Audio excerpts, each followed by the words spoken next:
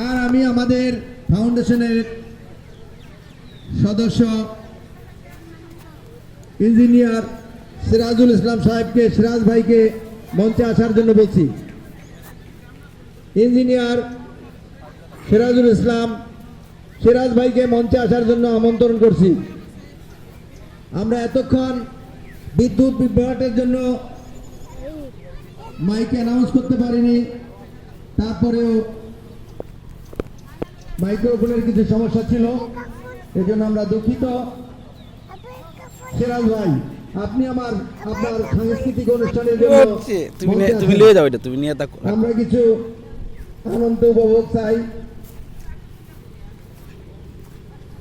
এখনই মঞ্চে চলে আসুন। আমাদের মাঝে কিছু গান পূর্বে এসে উপস্থিত হয়েছেন আমাদের সদস্য মোহাম্মদ মোশাররফ হোসেন বাবুল সাহেব, চেয়ারম্যান মিজানুর রহমান সাহেব, আমরা তাদেরকে স্বাগতম জানাই, ধন্যবাদ জানাই আমাদের এই পিকনিক বনভোজন অনুষ্ঠানকে সাফল্যমণ্ডিত করার জন্য। আমাদের